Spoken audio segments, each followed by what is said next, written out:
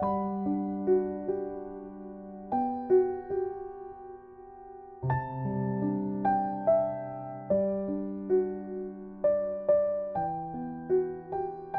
우리에게 주시는 하나님의 말씀은 빌립보서 2장 5절로 11절까지의 말씀입니다. 한 목소리로 읽겠습니다. 너희 안에 이 마음을 품으라. 곧 그리스도 예수의 마음이니 그는 근본 하나님의 본체시나 하나님과 동등됨을 취할 것으로 여기지 아니하시고 오히려 자기를 비워 종의 형체를 가져 사람들과 같이 되었고 사람의 모양으로 나타나셨음에 자기를 낮추시고 죽기까지 복종하셨으니 곧 십자가에 죽으심이라. 이러므로 하나님이 그를 지극히 높여 모든 이름 위에 뛰어난 이름을 주사 하늘에 있는 자들과 땅에 있는 자들과 땅 아래에 있는 자들로 모든 무릎을 예수의 이름에 꿇게 하시고 모든 입으로 예수 그리스도를 주라 시인하여 하나님 아버지께 영광을 돌리게 하셨느니라. 아멘. 네, 오늘은 김경환 목사님께서 성형된 예수라는 제목으로 귀한 말씀 전해주시겠습니다.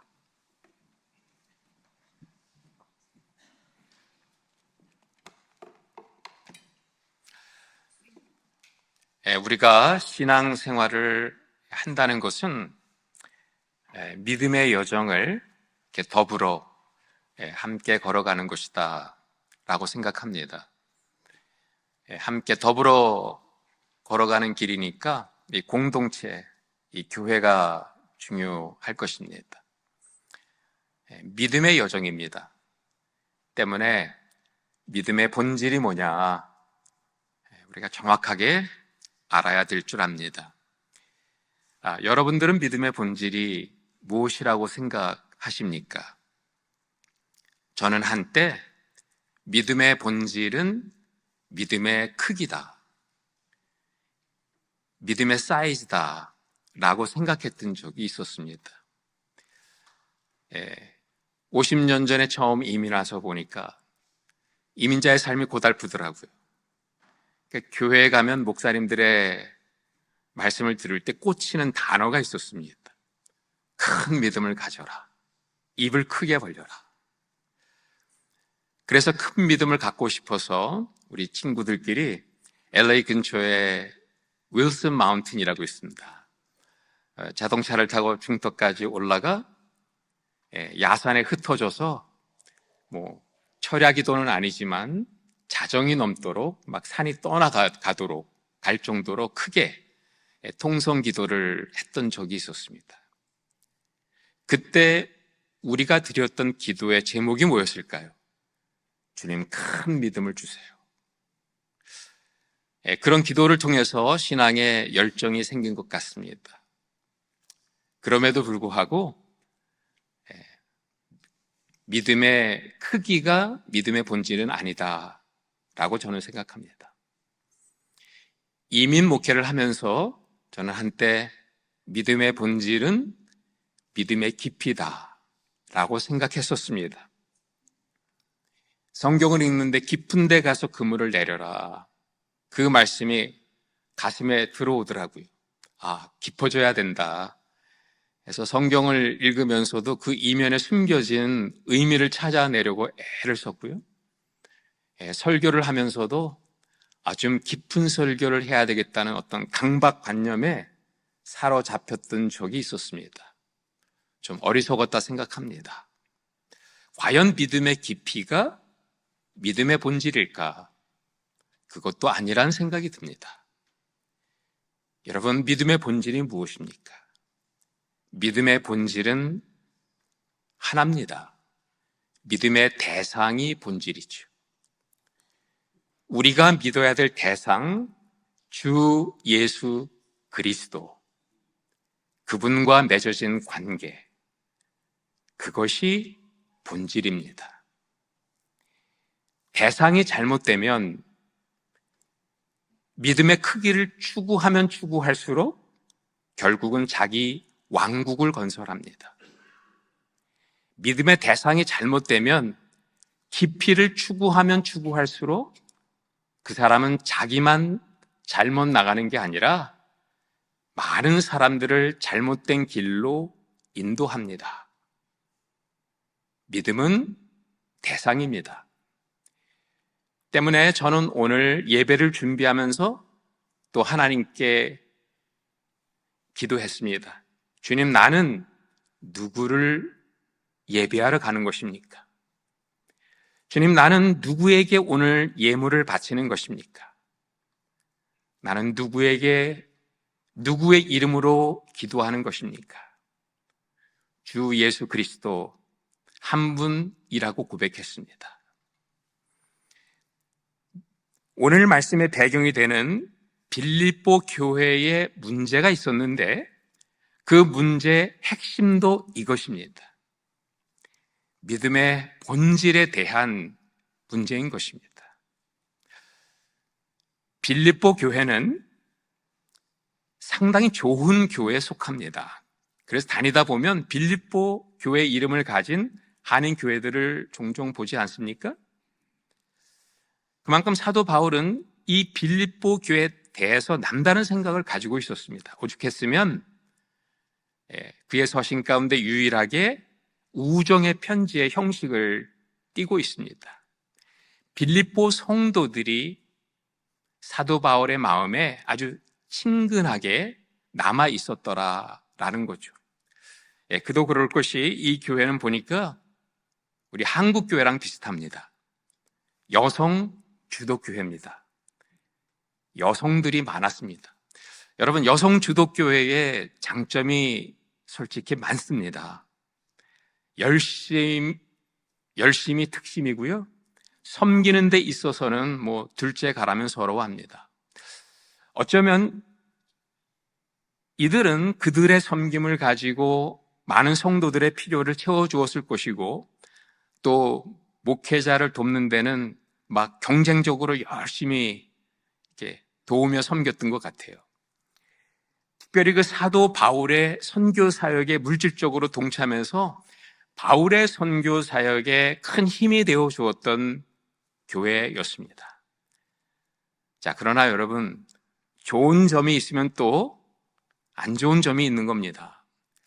여성 주도교회 다 좋은데 또 단점이 있었습니다. 그 단점이 뭐였을까요?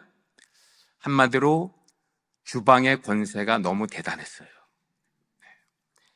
강한 여성 지도자들끼리 주도권 다툼을 했고 아마 자리 싸움을 좀 했던 것 같습니다. 섬기지 않으면 아무 일도 일어나지 않아요. 그래서 어떤 분들은 나는 예배만 드리고 가. 자랑 삼아 얘기를 합니다. 자랑할 건 아니죠. 우리가 운전하는데 자동차 빵꾸 나는 게 두려워서 운전 안 하는 사람 없지 않습니까? 섬겨야 합니다. 예수님이 섬겨주셨기 때문에 섬기는 것입니다. 그래서 바울도 3절에 보니까 아무 일에든지 다툼과 허용으로 일을 하지 말라고 권고했던 것 같습니다. 빌립보 교회는 봉사를 안 해서 생긴 문제가 아니었다는 거예요. 너도 나도 경쟁적으로 열심히 일을 해왔고 지금도 하고 있고 그런 아주 열심히 뛰어난 교회였습니다. 그런데 여러분, 열심히 섬기다 보니까 문제가 생겼습니다. 아니, 나도 예수를 믿고 당신도 예수를 믿는데 그런 우리가 섬기는데 문제될 게 뭐 있습니까? 문제가 됩니다. 나의 섬김의 방식과 당신의 섬김의 방식이 다른 거예요. 다른 방식이 서로 만나다 보니까 부대끼고요. 관계가 깨져요. 더군다나 이 당사자들이 이 교회 지도자들이다 보니까 이게 교회 전체의 문제가 되어 교회의 하나됨이 무너지고 있다는 소식을 사도 바울이 듣게 된 겁니다. 사도 바울은 지금 로마의 감옥에 있었습니다. 로마의 감옥 생활이 얼마나 힘듭니까? 로마의 감옥 생활이 아무리 힘들어도 빌립보 성도들의 복음의 진보의 소식을 듣고 지금까지 잘 견뎌냈는데 이 교회마저 힘들다는 이야기를 듣게 된 겁니다. 바울의 마음이 많이 아팠을 겁니다. 그래서 이 문제를 가지고 하나님 앞에가 전모를 펼쳐놓죠. 그때 성령께서 감동으로 사도 바울에게 이 교회의 문제가 무엇인지 정확하게 진단해 주고요. 그 문제를 해결하기 위해서 우리가 어떻게 해야 되는지 그 처방을 정확하게 해 주었다는 거예요. 바로 그 말씀이 오늘 우리가 읽은 본문 말씀입니다. 어떻게 교회는 회복될 수 있는가? 친구에게 보내는 편지라고 했으니까 제가 약간 의역해서 친근감 있게 한번 이 말씀을 읽어 보겠습니다. 여러분 안에 이 마음을 품으세요. 그것은 곧 예수 그리스도의 마음이기도 합니다. 그는 하나님의 모습을 지니셨으나 하나님과 동등함을 당연하게 생각하지 않으시고 오히려 자기를 비워서 종의 모습을 취하시고 사람들과 같이 되셨습니다. 그는 사람의 모양으로 나타나셔서 자기를 낮추시고 죽기까지 순종하셨으니 곧 십자가에 죽기까지 하셨습니다. 여러분 분위기가 느껴지십니까? 도전적인 이야기인데 따스하게 하고 있습니다. 저랑 비슷하지 않습니까? 도전적인 이야기를 부드럽게 합니다. 언성을 높이지 않아요. 윽박지르지 않습니다. 부드러운 어조로 나지막한 목소리로 그의 친구들 빌립보 성도들에게 전하는 메시지. 이 메시지를 한마디로 표현하면 과연 무엇일까요? 단 한마디. 친구들이요. 예수 잘 믿으세요. 이 얘기하고 있는 겁니다. 사도 바울은 지금 예수님을 강조하고 있습니다. 예수님을 강조하기 위해서 여러분 안에 이 마음을 품으십시오라고 말하고 나서 곧 강조하는 단어입니다. 예수 그리스도의 마음이니. 사도 바울이 이 메시지를 전할 때 어디에 힘을 주어 말씀하시는지를 들어야 합니다. 이 편지를 쓸 때 어떤 단어를 꼭꼭 눌러서 썼는지 보아야 합니다. 주 예수 그리스도입니다. 얼핏 보면 여러 가지 얘기를 쓴 것 같아요. 여러분들 마음을 비우십시오. 여러분들 낮아지십시오. 여러분들 섬기십시오. 심지어는 여러분 십자가에 여러분의 인생을 바치십시오. 이런 말씀을 쓴 것 같아요. 그러나 여러분, 그 모든 것은 예수님이 하신 일이에요. 우리는 그 일을 하신 예수님을 오늘 마음에 품으면, 예수님 한 분만 믿으면 우리 안에 살아계신 예수님께서 나의 손과 발에 그분의 섬김을 나타내 보여주시고 그분의 낮아짐을 나타내 보여주시고 심지어는 그의 십자가의 정신을 우리를 통해 표현하실 겁니다. 그 예수님을 우리는 오늘도 믿는 거예요. 아침에도 믿고 점심 때도 믿고 저녁 때도 믿고 꿈에서까지 그분을 확실하게 믿는 것입니다. 이 말씀의 구조가 그걸 정확하게 증거하고 있습니다. 이 말씀의 구조는 세 단원으로 나눠져 있습니다. 대명사를 잘 보셔야 돼요. 너희 안에 빌립보 성도들에게 주시는 메시지예요. 그는 근본 하나님의 본체시나 예수님께서 하신 일이에요. 그러므로 하나님께서 그를 지극히 높여 하나님 아버지께서 하신 일이에요. 우리가 하나님 아버지께서 하실 일을 걱정할 필요는 없죠. 예수님께서 하신 일을 걱정할 필요는 없어요. 우리가 해야 될 일을 하면 되는데 빌립보 성도들에게 주는 명령형은 딱 하나입니다. 예수님을 믿으십시오. 예수님을 품으십시오. 예수님 한 분 바라보십시오. 오직 예수입니다. 라고 말하는 겁니다. 여러분, 한 개인이 회복된다고 하는 거, 교회가 회복된다고 하는 거 어렵게 말할 필요 없습니다.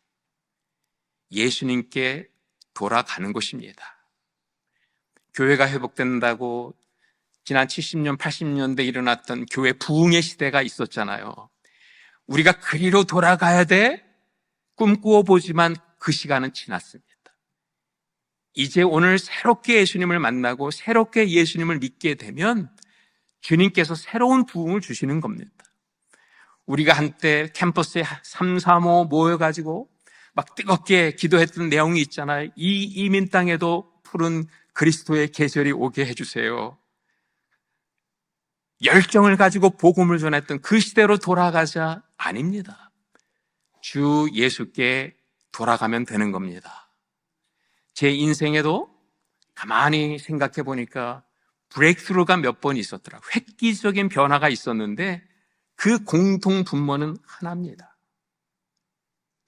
예수님을 새롭게 만나는 곳이었습니다. 제가 마지막으로 브레이크스루를 경험했던 것은 지금부터 20년 전이에요. 제가 47세의 나이에 근처에 있는 모 교회에서 담임 목회를 하다가 그 교회의 1호 선교사로 선교 파송을 받았습니다. 담임 목사가 선교사로 떠난다고 하니까 그 사건이 이 오렌지 카운티에서 좀 회자가 됐습니다. 그 사건이 저의 파송 사건이 이제 중앙일보 전면 기사로 실리기까지 했습니다. 제가 그 기사를 다시 한번 읽어보는데 너무 부끄러웠습니다. 여러분 신문에 난 거 다 믿으시면 안 됩니다. 담임 목사를 파송했으니까 그 교회가 막 안디옥 교회를 닮아가는 교회라고 칭송했고 또 잘 나가는 교회 내려놓고 떠난 저는 마치 무슨 내려놓음의 표상처럼 그렇게 막 묘사를 했어요. 그러나 사실을 솔직히 말하면 저는 그때 대단히 두려웠습니다. 선교를 떠난다는 게 그렇게 두려운지 몰랐어요. 매일매일 제 안에 두려움과 싸우고 있었습니다. 특별히 그 당시에 저는 뼛속까지 이민교회 목사라고 하는 자부심을 가지고 있었거든요. 이민교회에서 예수를 믿고 이민교회에서 성장하고 이민교회에서 친구들을 만나고 이민교회에서 헌신하여 목사가 되어 이민 목회를 했습니다. 어찌 보면 이민교회는 저의 전부였습니다. 저의 전부인 이민교회를 떠난다는 게 두려웠다는 거예요. 게다가 47세의 나이에 떠난다? 그것도 혼자 떠난다? 두려움을 넘어서서 막 고독한 감정이 밀려오기 시작하는데 마음이 힘들었습니다. 그때 제가 떠날 때 공항에 단 한 명의 후배가 마중을 나왔습니다. 중국에서 13년 선교를 했는데 막내딸 7살입니다. 막내딸의 뇌종양 판정을 받았어요. 7번 수술을 했는데 결국은 휠체어에서 일어나지 못했습니다. 눈물을 머금고 선교지를 떠나야 되는 상황에 제가 간다고 하니까 공항에 나왔습니다. 7장짜리 편지와 함께 중국에서 쓰다 남은 돈을 다 그 안에 집어넣었습니다. 형, 내가 못한 거 형이 다 해줘? 비행기 안에서 꼭 읽어봐. 제가 비행기 안에서 그 편지를 읽고 또 읽었습니다. 특별한 내용이 있었던 것은 아닙니다. 어떤 내용을 썼는지 기억이 잘 나지 않습니다. 그런데 그 친구가 편지를 마치며 마지막에 4글자를 적어 놓았어요. 그 4글자가 제 뇌리에 영원히 각인이 되었습니다. 그 4글자가 무엇이었을까요? 여러분이 이미 선포하셨습니다. 오직 예수. 왠지 그 글자를 읽는데 눈물이 팽 돌았어요. 그러면서 그 글자가 편지에서 튀쳐나와 나에게 계속 질문을 하는 것 같았어요. 오직 예수. 너는 예수를 잘 믿느냐? 예, 저 예수를 잘 믿는데요. 그러니까 이렇게 내려놓고 선교 떠나잖아요. 그랬더니 너는 예수 한 분으로 과연 만족하냐? 제가 대답을 할 수 없더라고요. 근데 3번째 이런 질문이 탁 저에게 던져지는데 예수 플러스 something을 믿지 말고 예수 플러스 nothing을 믿어라. 저는 여기에서 무너졌습니다. 내가 왜 두려웠을까? 나는 왜 혼자라고 생각했을까? 왜 나는 이렇게 선교를 떠나면서 밀려오는 고독감에 힘들어할까? 왜냐하면 저는 이민 목회를 하면서 이민 목회에서 제가 이룬 것을 제 자랑으로 삼았던 것 같아요. 30대 건축도 해보고 부흥하는 교회 목회도 해보고 좋은 목사라는 칭찬도 들었습니다. 나도 모르는 사이에 그런 것들이 내 자랑이 되었고 자부심이 되었던 것 같아요. 그런 저는 이 교회를, 이민교회를 떠나는 게 두려울 수밖에 없었다는 거죠. 그래서 그때 저는 그 썸띵들을 십자가에 지우기 시작한 거예요. 나의 자랑, 나의 경험, 그리고 나의 인맥, 모든 것들을 십자가에 지우기 시작했어요. something이 nothing으로 변했습니다. 그래서 예수님을 믿되 예수 플러스 nothing을 믿기로 결정한 순간에 저는 가볍게 이민교회를 떠날 수 있었고 제가 가는 중국과 티베트를 품게 되었던 것입니다. 그렇습니다, 여러분. 우리가 예수를 믿으면서 또 믿는 게 있어서는 안 된다는 거예요. 우리가 예수를 믿되 예수 플러스 something을 믿어서는 안 되고 예수 플러스 nothing, 예수 한 분만 믿어야 될 줄 믿습니다. 그렇다면 여기 한 가지 질문이 생길 수 있어요. 유오디아 순두계, 이 교회 지도자입니다. 누구보다 예수 잘 믿지 않았을까요? 예수를 잘 믿었기 때문에 다른 사람을 지도하고 예수를 잘 믿었기 때문에 또 예수님을 가르치는 선생님이 된 겁니다. 그러나 여러분, 제가 살아보니까 꼭 그렇지만은 않더라고요. 여러 교회들을 다니면서 보면요, 교회마다 믿는 예수가 조금씩 달라요. 유오디아 순두계 똑같은 예수님을 믿은 것 같지 아니에요. 결국은 내가 원하는 예수를 믿고 있다는 거예요. 오늘 사도 바울은 우리가 마땅히 믿어야 될 예수를 소개하고 있는데 여전히 우리는 내가 원하는 예수상을 만들어 믿다 보니까 사도 바울이 말한 오늘 우리가 믿어야 될 예수가 나와는 상관없게 느껴질 수도 있다는 거예요. 만약 이 시간에 제가 여러분들에게 여러분들이 믿는 예수님의 얼굴을 그려보세요. 그래서 여러분들이 열심히 내가 믿는 예수상을 그렸습니다. 여기에 쫙 붙여놨어요. 그 그림을 보고 가장 놀라실 분이 누굴까요? 황인철 목사님이 놀라실 것 같아요. 내가 전한 예수랑 좀 다르네. 뭐예요? 우리는 여전히 내가 원하는 예수가 있다는 거죠. 제가 이 사실을 2019년도에 발견을 했습니다. 2019년도에 공교롭게도 제가 한국 사랑의 교회에서 부흥 집회를 했는데 두 사랑의 교회에서 부흥 집회를 했습니다.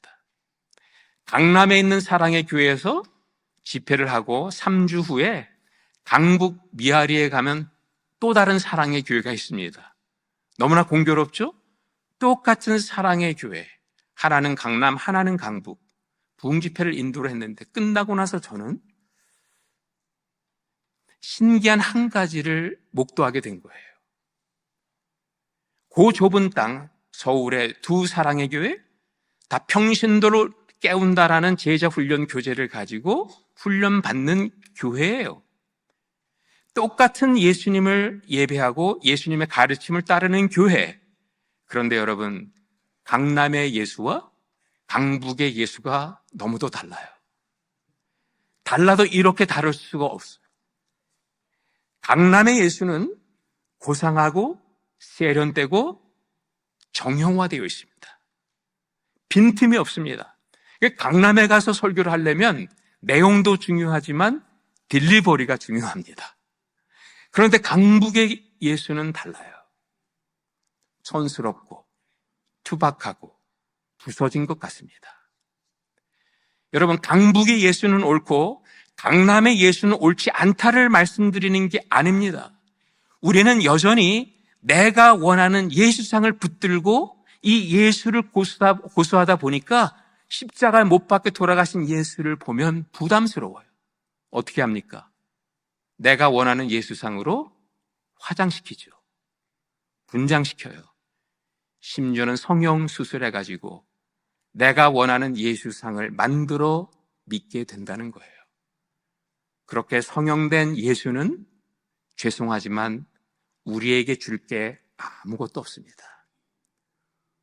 오로지 십자가에 못 박혀 돌아가신 예수, 그 예수를 있는 그대로 믿어야 그 예수님이 우리에게 생명 주시고 그 생명이 우리를 온전히 회복시켜 주는 것입니다. 여러분, 이 문제가 빌립보 교회의 문제였다는 거예요. 왜 그렇죠? 빌립보 도성을 생각해 보셔야 돼요. 빌립보 도성은 특별한 도시입니다. 여러 식민 도성 가운데 로마의 시민권이 주어졌던 도시입니다. 빌립보교의 성도님들은 로마에 태어났다는 이유 하나 때문에 로마 시민이 누리는 모든 특권을 다 누리게 된 거예요. 처음에는 좋았을 거예요. 축복이라고 생각했을 거예요. 그런데 그 이면에는 심각한 유혹이 있었습니다. 왜냐하면 이 빌립보 도성은 로마의 복음으로 가득 찬 도시였기 때문입니다. 여러분 제대로 들으신 겁니다. 로마의 복음이라고 얘기를 했습니다. 여러분 복음이라는 단어는요, 사도 바울이 만들어낸 단어가 아니에요. 예수님이 만들어낸 단어가 아닙니다. 예수님이 태어나기 전부터 이미 복음이라는 유앙겔리온이라는 단어는 로마 제국에서 널리 사용되었습니다. 언제 사용되었을까요? 그들의 황제를 신격화시키고 그것을 선전할 때 선전용으로 사용했던 언어가 바로 유앙겔리온 복음입니다. 지금도 터키 프리에네라고 하는 지방에 가보면 거기에 예수님 탄생 9년 전에 적혀진 비문이 있어요. 터키 가시면 꼭 들려보시기 바랍니다. 거기에 놀라운 인스크립션, 비문이 하나 발견이 됐는데 바로 이겁니다. 모든 것을 질서 있게 하시고 우리의 삶을 아름답게 하신 섭리가 우리에게 가장 큰 선을 채워주셨으니 곧 아우구스투스를 낳으신 것이다. 그는 인간에게 유익을 주기 위해 덕으로 충만하게 되었고 우리와 후세 사람들을 위해 구원자로 보내졌다. 그는 전쟁을 멈추고 모든 것을 질서 있게 하였다. 이 신 아우구스트의 탄생은 그로 말미암아 세상에 임한 복음의 시작이었다. 마가복음 시작이랑 똑같습니다. 예수님 탄생 9년 전에 적혀진 비문이에요. 여기에서 말하는 복음은 그리스도 예수의 복음이 아니에요. 십자가의 복음이 아닙니다. 여기서 말하는 복음은 로마의 복음입니다. 로마의 복음을 믿는 빌립보 성도들에게 십자가의 복음으로 도전장을 낸 게 빌립보서예요. 로마의 복음의 주인공이 누굽니까? 로마의 황제 아우구스투스입니다. 십자가의 복음의 주인공이 누굽니까? 우리 주 예수 그리스도입니다. 전혀 다른 삶의 방식을 살았던 두 인물입니다. 로마 황제 아우구스투스는 로마의 강력한 군사력을 가지고 이웃 나라들을 정복하고 전쟁을 멈추게 했습니다. 그로 인해서 그의 힘으로 새로운 질서를 지중해 연안에 만들었고 그들의 힘을 가지고 에너미들을 계속 죽여나감으로 평화를 구현했습니다. 팍스 로마나라고 부릅니다. 그래서 말하는 겁니다. 전쟁을 끝내고 질서를 가져온 자 그가 구원자요 그의 탄생이 곧 복음의 시작이라. 마가복음의 시작은요 하나님의 아들 예수 그리스도의 복음의 시작이라. 성경은 저항의 요소가 있다는 거예요. 이 세상을 향한 도전적인 요소가 있다는 거예요. 여러분 그렇다면 로마의 복음은 어떤 복음이에요? 그것은 힘의 복음이고 강자의 복음이에요. 힘으로 정복하고 힘으로 새로운 질서를 만들고 힘으로 평화를 구현하는 복음이에요. 자, 그런 복음으로 꽉 찬 빌립보 도성의 사람들, 그들이 믿고 싶어 했던 하나님 상은 어떤 하나님 상이었을까요? 한 가지는 분명합니다. 십자가의 가장 연약한 모습으로 가장 수치스럽게 돌아가신 그 예수 그리스도는 그들이 믿고 싶어 했던 하나님과는 거리가 멀었다는 거예요. 강력한 권능으로 세상을 굴복시키는 힘 있는 하나님, 강한 하나님을 원했던 겁니다. 자, 그런 빌립보 성도들에게 지금 사도 바울이 여러분, 우리가 마땅히 믿어야 될 예수는 이런 모습입니다 하면서 너희 안에 이 마음을 품으라고만 말씀하지 않고 그 예수님의 생을 쭉 소개합니다. 그 배경으로 한번 들어보시기 바랍니다. 그분은 본질상 하나님의 모습을 지니셨으나 하나님과 동등함을 자신의 전리품으로 생각하지 않으셨습니다. 자기를 비워서 종의 모습을 취하시고 사람과 같이 되셨습니다. 그는 사람의 모양으로 나타나셔서 자기를 낮추시고 죽기까지 순종하셨으니 가장 저주스러운 십자가에 죽기까지 하셨습니다. 우리가 원하는 하나님상은 아닙니다.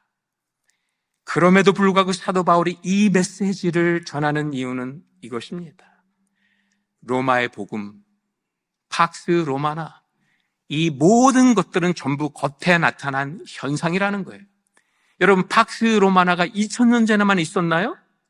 팍스 브리테니카, 영국이 제국주의로 나아갈 때 팍스 브리테니카, 이제는 팍스 아메리카나 이렇게 외치고 있잖아요. 이건 현상이에요. 사도 바울은 지금 오늘 이 말씀을 통해서 그 뿌리에 담긴 근본적인 문제를 태클하고 있다는 거예요. 이 모든 것이 도대체 어디로부터 시작이 된 건가? 하나님이 되고 싶어하는 아담의 원죄를 오늘 얘기하고 있는 거예요. 아담이란 단어가 없는데요. 죄송합니다. 오늘 우리가 읽은 본문 말씀은 아담이 크리스탈러지입니다. 아담 신학입니다. 왜냐하면 사도 바울은 지금 이 배경에서 창세기의 그 누군가를 염두에 두고 있다는 거예요. 그걸 어떻게 알아요? 하나님의 본체, 하나님의 형상, 비슷한 내용입니다. 비슷한 말이에요.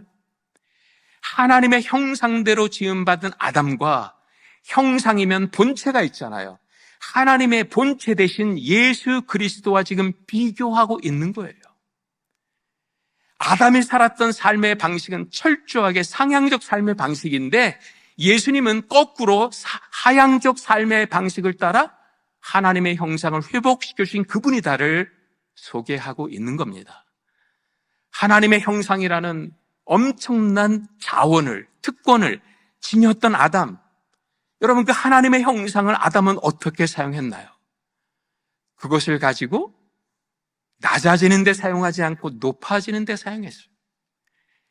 그것을 가지고 자기 아내를 섬기기보다는 그것을 가지고 군림했습니다.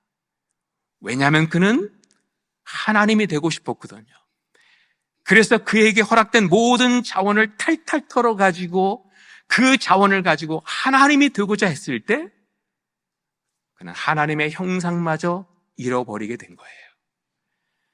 여러분, 그런 인생 속의 두 번째 아담으로 예수님이 오셨습니다. 하나님의 본체라는 무한한 특권을 지니셨지만 그 예수님, 그 특권을 단 1도 자신을 위해서 사용하지 않으셨습니다. 그 특권을 가지고 낮아지는 데 사용했어요. 노예가 되는 데 사용했어요. 우리의 발을 씻겨주는 데 사용했습니다. 그리고는 마지막에 남은 모든 특권을 다 갈아서 골고다의 언덕에 자기 자신을 온전히 제물로 바치는 데 사용하셨던 겁니다. 철저하게 하향적 삶이었던 거죠. 그랬을 때 예수님의 그 헌신으로 잃어버린 하나님의 형상을 온 인류를 위해서 회복시켜 주셨던 겁니다. 여러분, 아담과 예수 그리스도의 근본적인 차이가 보이십니까? 하나님 비전이 달랐다는, 하나님 상이 달랐다는 거예요. 아담이 생각했던 하나님의 상은 자신의 능력으로 얼마든지 높아질 수 있고 군림할 수 있고 권리를 휘두르는 그런 존재라고 얼마든지 믿었던 거예요. 그러나 예수님이 생각하는 하나님의 상은 무한한 능력을 지니셨지만 절제하신 분, 포기하신 분, 희생하신 분, 급기야 가장 저주스럽고 연약한 십자가의 자리에 자신의 목숨을 내어 던지는데 다 소진하셨던 분입니다. 여러분은 어떤 하나님을 믿고 계십니까? 그냥 예수를 믿자가 아닙니다. 너도 나도 다 예수 믿습니다. 어떤 예수를 믿을 것인가? 이 질문에 대해 우리가 정확한 대답을 했으면 좋겠습니다. 특별히 무한 경쟁 시대를 살아가고 있는 여러분들, 이 경쟁 시대에서 세상은 우리를 유혹하죠. 힘을 지녀라, 강해져라. 이런 세상 속에 십자가를 보니까 그 십자가가 너무 연약해 보이고 어리석어 보이고 무능해 보이는 거예요. 그래서 내가 원하는 예수상으로 만들어 믿는다. 거기에는 생명이 없습니다. 사도 바울의 고백처럼 십자가에 못 박혀 돌아가신 그 예수를 우리가 있는 그대로 믿으면 우리 주님께서 하십니다. 주님께서 자신의 부활 생명을 허락해 주시고 그 부활 생명이 저와 여러분들을 회복시켜 주는 줄 믿습니다. 저의 선교 사역도 그렇게 시작이 된 것 같아요. 오직 예수. 오직 예수라는 이 문구로 중국 선교가 열렸습니다. 그러면 저는 주님 앞에 질문했습니다. 주님, 오직 예수로 중국 선교, 분쟁 지역 선교 하겠습니다. 그런데 내가 원하는 예수가 아니라 내가 마땅히 믿어야 될 예수를 만나야 되지 않겠습니까? 주님, 중국에서 저는 새롭게 예수를 만나고 싶어요. 그렇게 커다란 질문으로 중국 선교가 시작이 되었는데 우리 하나님 저에게 마침표로, 느낌표로 응답해 주셨습니다. 예수를 새롭게 만난 거예요. 그런데 그 경험을 평생 잊지 말라고 아주 독특한 장소에서 만나 주셨네요. 예배당도 아니고 기도원도 아니고 정말 만나기 힘든 장소. 북경에 가보면 거기 대동 북경오리집이라고 있습니다. 따동 베이징 가오야디엔. 북경오리 정말 잘하는 집입니다. 제가 그 식당에서 새롭게 주님을 만난 거예요. 여러분들도 북경에 가시면 왕푸직만 가지 마시고 그 식당을 꼭 가보시기 바랍니다. 그 식당이 정말 은혜가 넘칩니다. 네. 제가 왕푸진 근처에서 가정교회를 인도를 했는데 끝나고 나서 우리 가정교회 지도자들이 식당을 가자고 했어요. 그때 제가 마침 돈이 있어서 여러분들이 원하는 좋은 식당으로 안내하십시오. 제가 내겠습니다. 물론 우리 이사님들이 저에게 도네이션한 돈이죠. 그래서 그들이 선택한 식당이 그 식당이에요. 저도 북경오리를 너무 좋아해요. 근데 그 식당 문을 들어서면서 북경오리 생각은 싹 지워지고요. 그 식당에서 안내보는 아주 키 크고 좀 미모가 있는 자매님이 있어요. 뭐 중국 식당 가면 다 그런 분들이 안내합니다. 제가 그분을 쳐다보게 된 거예요. 북경오리 뭐 메뉴를 펴놓고 요리를 시키는데 저는 메뉴판도 보지 않았습니다. 그 사람만 봤어요. 왜냐하면 여러분들도 잘 알고 저도 잘 아는 한국의 유명 영화 배우가 거기 와 있는 거예요. 혹시 여러분 김희선이라는 영화 배우를 아십니까? 그분이 거기 와 있는 거예요. 자, 그때부터 저는 고민하기 시작했어요. 이게 맞는 김희선이 맞나? 영화 촬영하나 주변을 돌아봤는데요. 카메라맨도 없고 조명도 없고 감독도 없어요. 그럼 영화 촬영도 아닌데 숨겨놓은 쌍둥이 있는 거 아닌가? 뭐 이상한 생각이 막 들기 시작했어요. 그래서 제가 웨이트레스를 불러서 물었습니다. 저 사람 한국의 유명한 김희선이라는 영화배우랑 똑같이 생겼다. 그랬더니 그분이 확 피해요. 아, 뭔가 비밀이 숨겨져 있구나 해서 더 궁금해졌습니다. 불러갖고 나는 외국인인데 나에게만 얘기해다오. 절대로 천기누설하지 않겠다. 그랬더니 그분이 소곤대는 목소리를 제 귓속말로 얘기를 해준 거예요. 근데 중국 사람들 목소리가 크잖아요. 그 작은 소리를 우리 옆에 있는 동역자들이 듣고 먼저 막 배꼽 잡고 자제해줬습니다. 뭐라 그랬는지 아십니까? 성형수술했는데 완벽하게 됐다는 거예요. 믿을 수 없는 사실을 저는 지금 대면하고 있는 거예요. 너무 똑같아요. 근데 그때 제 온몸에 전율이 느껴졌습니다. 내가 왜 힘들었을까? 나는 왜 두려웠을까? 나는 왜 혼자라고 생각했을까? 왜 나는 그 상황에 밀려오는 고독감을 밀어내지 못했을까? 내가 예수를 성형해서 믿었던 것 같습니다. 성형된 예수는 그 안에 생명이 없다는 거예요. 내가 원하는 예수상으로 그 예수를 믿고 그 예수를 전하다 보니까 그래도 교회는 부흥이 되더라고요. 그러니까 내가 믿는 예수가 옳다고 생각을 한 거예요. 근데 결정적인 순간에 그 예수는 나에게 줄 게 없더라는 거예요. 그때 저는 무릎을 꿇었죠. 그러면서 사도 바울의 메시지가 막 통으로 이해가 되기 시작한 거예요. 하나님께서 힘의 철학을 믿는 로마 사람들을 전도하기 위해서 더 힘 있는 하나님으로 나타나서 로마 사람들을 제압했느냐? 그렇지 않다는 거예요.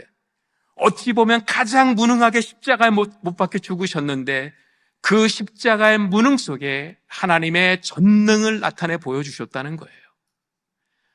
오늘도 이 삶의 지혜와 철학을 믿는 헬라 사람들, 그분들을 전도하기 위해서 예수님이 더 뛰어난 언변을 가지고 논리를 가지고 그들을 화려한 언변술로 설득을 했느냐?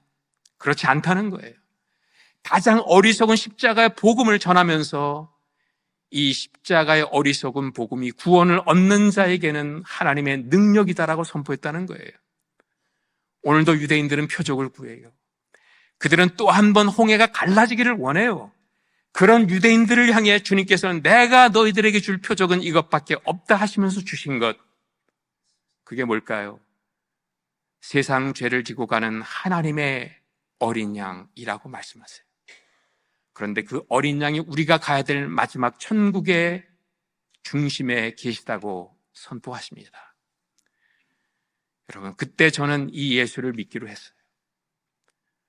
이 예수를 믿었더니 이 예수님이 하십니다. 그때 이 예수를 믿게 된 게 얼마나 감사한지요. 티베트 열매가 하나도 없어도 버텨낼 수 있는 힘은 십자가에 못 박혀 돌아가신 예수님이더라고요. 북한에 들어가서 사역을 하다가 뭐가 잘못돼서 억류가 돼가지고 심각한 조사를 받았습니다. 인생의 가장 두려운 시간을 보냈습니다. 그런데 마지막에 돌아보니 저를 버티게 해주신 분은 십자가에 못 박혀 돌아가신 그분, 주 예수 그리스도였어요. 얼마나 감사한지요. 그래서 사도 바울은 이렇게 고백합니다. 나는 부활의 예수를 만났는데, 부활의 예수를 통해 예수를 영접했는데, 나는 십자가에 못 박혀 돌아가신 그 예수만 알기로 작정했다. 부활의 예수를 만났는데 바울이 알기로 작정한 것은 십자가 예수예요. 왜? 십자가에 못 박혀 돌아가신 예수님을 통해 가장 완벽한 하나님이 드러나셨기 때문입니다. 여러분, 이 하나님을 있는 그대로 믿고 있는 그대로 전할 수 있는 저와 여러분들이 될 수 있기를 주님의 이름으로 축원합니다.